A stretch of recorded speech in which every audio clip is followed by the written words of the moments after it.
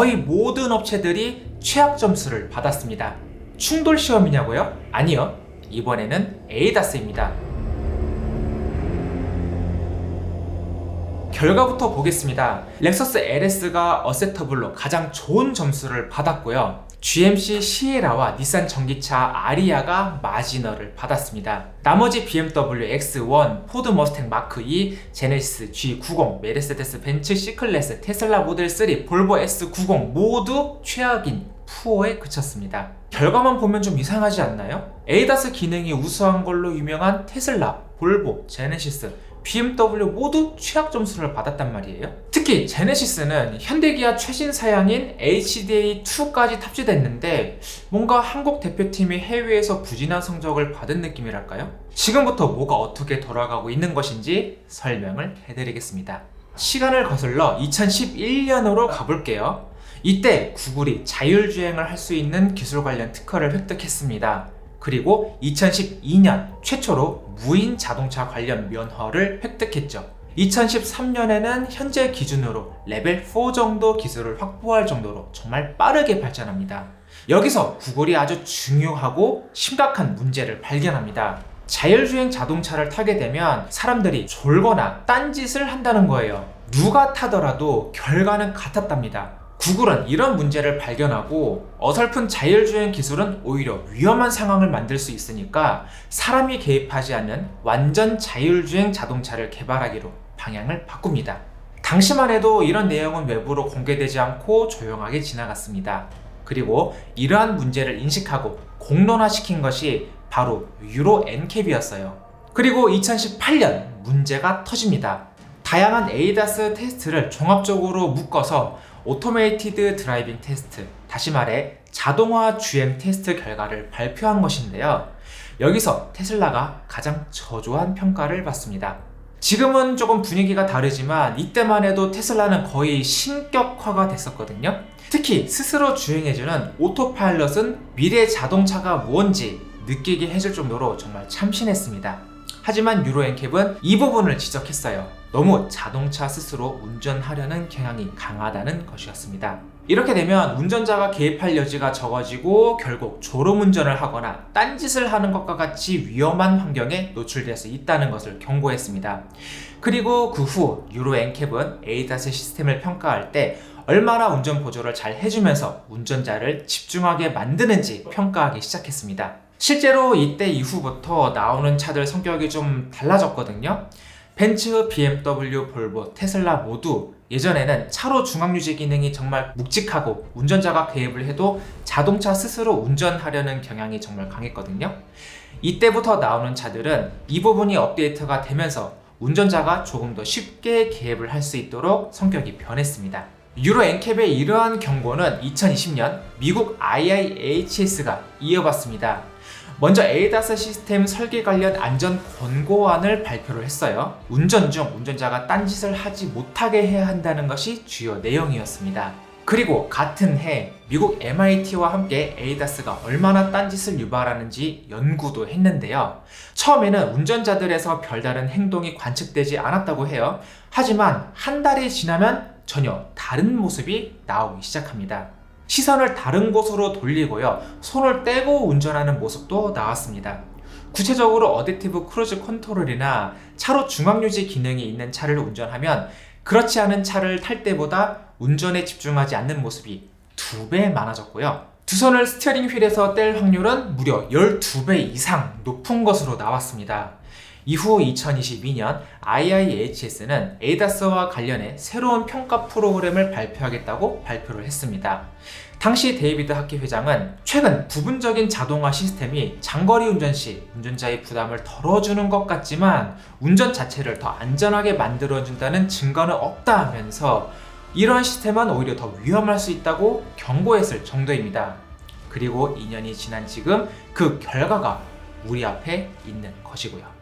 배경을 알았으니 이제 점수표를 같이 살펴볼까요? 먼저 운전자 모니터링 부분, IIHS에서 가장 신경 많이 쓴 부분입니다. 총 15가지 테스트를 했는데 이 중 8가지가 운전자 모니터링 관련 테스트였을 정도였어요. 여기서 9등급을 받기 위해서는 정말 험난한 단계를 거쳐야 하는데요. 1단계, 먼저 안막천으로 운전자 모니터 카메라를 가린 후 부분 자율주행 기능을 작동시켰을 때 작동하면 안 되고요. 2단계, 운전자가 야구 모자를 써서 얼굴을 부분적으로 가렸을 때 여기서 한 발 더 나아가 야구 모자에 무명천까지 덮은 상태에서도 작동하면 안 됩니다. 여기까지 통과해도 다음 과정이 남았는데요. 3단계로 운전자가 머리를 고정하고 시선만 아래를 향할 때도 인식을 해야 합니다. 4단계는 머리가 아래를 향했을 때 인식하고 경고를 해야 하고요. 5단계로 스티어링 휠에 무게추를 달아놓고 두 손을 뗀 경우를 알아차리고 경고를 해줘야 합니다. 1, 2단계는 기본적으로 모두 통과해야 하는 당연한 과정이고요. 3단계부터 5단계까지 모두 통과하면 굿, 이 중 2개만 통과하면 어세터블, 1개만 통과하면 마지널, 다 통과하지 못하면 푸어 점수를 받습니다. 이렇게 보니까 포드 머스탱 마크2에 탑재된 운전자 모니터링 기술이 꽤나 높은 수준이라는 것을 알 수 있겠죠? 최상위 사양인 블루 크루저가 아니라 일반 ADAS 기능만으로도 이렇게 좋은 평가를 받았습니다. 어텐션 리마인드 테스트는 운전자가 집중하지 않으면 적절하게 경고를 해줘야 하는데요. 계기판을 통한 시각적인 경고를 시작으로 스티어링 진동을 통한 촉각, 경고음과 같은 청각 경고를 비롯해서 안전벨트를 잡아당기거나 브레이크를 작동시켜서 운전자를 놀라게 만들고 어댑티브 크루즈 컨트롤을 해제한 후 속도까지 줄여지는 등 과정이 순차적으로 이루어져야 합니다. 최초 경고 시작한 후 20초 이내의 속도까지 줄여준다면 굿, 30초 이내는 어셉터블을 받고요. 마지막에 속도를 줄여주는 기능이 없으면 마지널, 15초 이내에 경고조차 하지 못하면 푸어를 받습니다. 여기서는 렉서스 LS와 GMC 시에라 그리고 포드 머스탱 마크2가 굿 등급을 받았습니다. 다음은 긴급 상황 시 어떻게 대처하는지를 평가합니다. 운전자 상태를 모니터링하고 주의까지 줬어요. 그래도 반응이 없다면 운전자에게 어떤 문제가 생겼다고 봐야겠죠? 35초 이내에 천천히 속도를 줄여주는 기능이 실행되어야 하고요. 다음으로 긴급 전화나 문자와 같은 연락을 응급실이나 제조사에게 해야 합니다. 마지막으로 다시 ADAS 기능을 이용할 수 없게 시스템이 잠겨야 합니다. 자고 일어났다가 자율주행 기능을 켜고 다시 잠드는 상황을 막겠다는 것이죠. 3가지 모두 잘 실행된다면 굿, 2가지는 어세터블, 1가지면 마지널, 아무것도 못하면 푸어를 받게 됩니다. 결과를 보면 이번에도 GMC 시에라가 가장 높은 점수를 받았네요. 다음으로 렉서스 LS와 BMW X1, 벤츠 C클래스, 테슬라 모델 3가 어세터블 점수를 받았고요. 자동 차로 변경 시험은 이름 그대로 어떻게 차로를 변경해 주는지 확인을 해주는 것인데요. 운전자가 확인을 하고 조작을 했을 때만 자동으로 차로를 바꿔줘야 합니다. 자동차 스스로 차로를 바꿔주면 나쁜 점수를 받는 구조예요. 테슬라 FSD와 GM 슈퍼크루즈가 달린 모델은 여기서 푸어를 받았고 나머지 모두 굿 등급을 받았습니다. 다음 항목은 어댑티브 크루즈 컨트롤, 재출발 관련입니다. 적정선을 지키지 않고 무제한으로 정차 및 재출발을 해도 위험합니다. 실제로 미국에서는 이 기능을 활성화시켜놓고 잠든 운전자가 정말 많이 보였으니까요. 시험은 어댑티브 크루즈 컨트롤이 활성화된 상태에서 정차를 하고 2분을 기다린 뒤 재출발을 하는 것인데요. 그래도 차량이 움직이면 불합격입니다. 또 한 가지 시험은 정차를 한 상태에서 운전자가 고개를 숙이고 시선을 스티어링 휠 중앙을 바라보게 하는데요.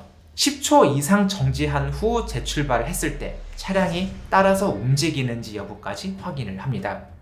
여기서도 많은 업체들이 굿 점수를 받았는데요. 드디어 제네시스 이름이 나왔습니다.